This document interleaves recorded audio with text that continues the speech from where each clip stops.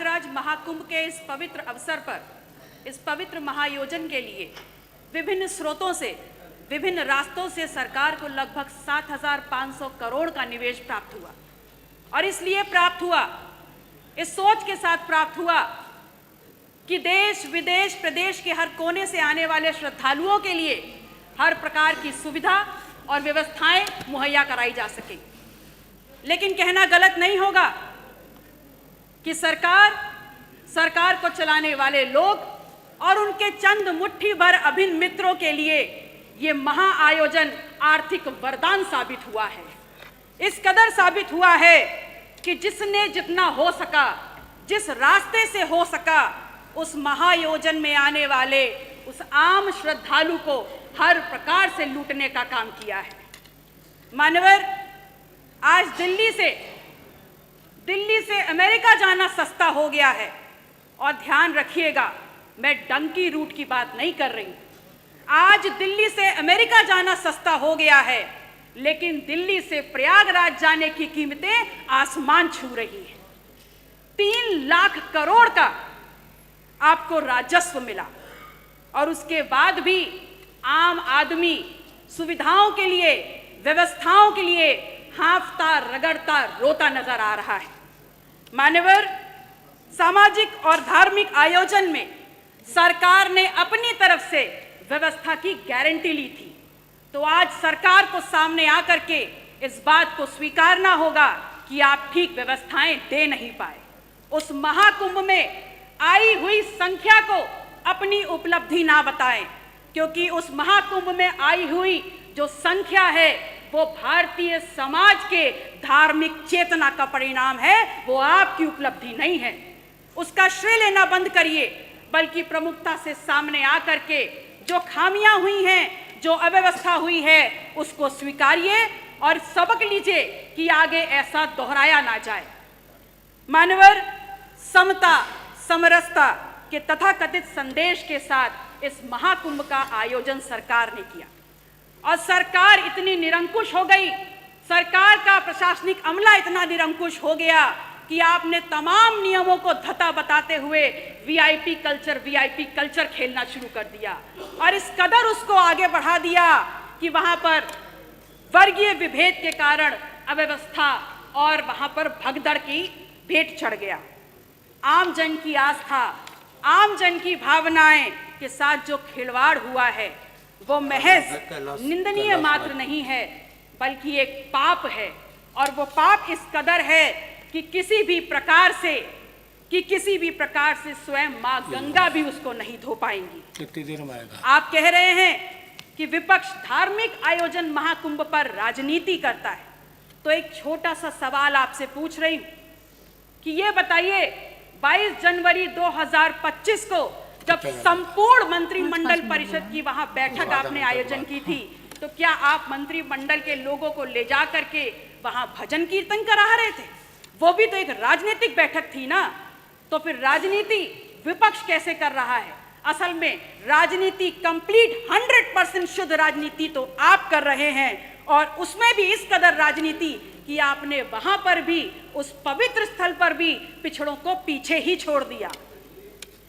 आपका नारा है सबका साथ, सबका विश्वास, सबका विकास। तो अगर बात विकास की है, अगर बात विश्वास की है, तो फिर ये बताइए कहां है विकास, कहां है सबका साथ और कहां है विश्वास? सच्चाई ये है कि तथाकथित सरपट दौड़ती विकास की इस ट्रेन को पकड़ने के चक्कर में बहुत सा सामान प्लेटफॉर्म पर पीछे छूट गया, और जो छूट गया उसमें है इस प्रदेश की आधी आबादी की सुरक्षा।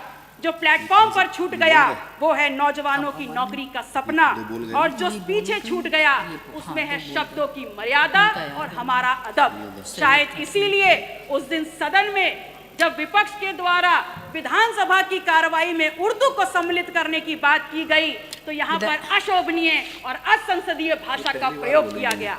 तो एक सवाल सीधे सीधे माननीय अधिष्ठाता महोदय, आपके मार्फत आपका संरक्षण लेते हुए मैं नेता सदन से पूछती हूँ, is Urdu an imported language? क्या उर्दू निर्यात करी हुई जुबान है? और या फिर क्या ऐसा है कि जब मुगल घोड़े से भारत में आए तो अपने पीछे उर्दू को बैठा करके लाए। विधायक जी, ऐसा तो 5 नहीं है मिनट ना? 5 मिनट हो गया। धन्यवाद। माननीय अध्यक्ष जी, धन्यवाद। माननीय अध्यक्ष जी, मैं सिर्फ इतना कहना चाहती हूँ कि महामहिम राज्यपाल ने हालांकि थोड़ा ही भाषण पढ़ा, पर मैंने देखा हर छोर पर भारत प्रथम स्तर पर है। बड़ी प्रसन्नता हुई और अगले ही पल ये भी समझ में आ गया कि माननीय राज्यपाल महोदय की क्या गलती है। वो तो बहुत दूर से आई हैं। असल में उनको जो झूठा सच्चा लिख के दे दिया गया, उन्होंने पढ़ने का काम किया। अगर सच्चाई समझना चाहते हैं तो समझ लीजिए कि NCW के 2024 के आंकड़ों में उत्तर प्रदेश यदि फर्स्ट है तो महिला के ऊपर और अपराधों में फर्स्ट है। अगर फर्स्ट है तो बाल यौन शोषण के मामलों में फर्स्ट है। कल प्रदेश के मुखिया जब सदन में बात कर रहे थे तो कुंभ में हुई दुर्घटना पर षड्यंत्र की उन्होंने एक तरफ इशारा किया। उन्होंने बताया कि खिलाफ साजिश हो रही है उनकी सरकार के और उनके खिलाफ। तो ये सवाल सिर्फ उनका नहीं है, पूरे विधायक जी धन्यवाद। धन्यवाद। 30 सेकंड खत्म हो रहा है। लास्ट माथे पर कलंक लगा है।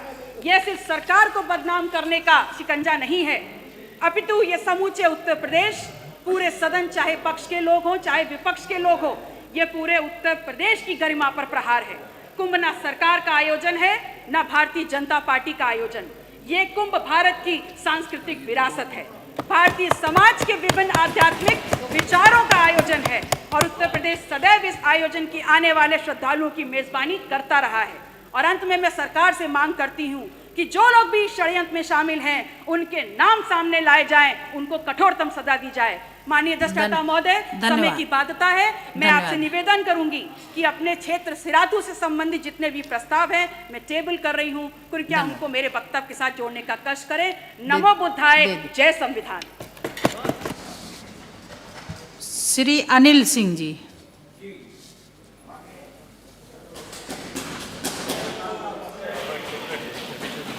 तो अवधि में दीदी कहा थे, दीदिया कहा थे, आप उस कुर्सी पे सोजमान हैं। मैं आपको धन्यवाद और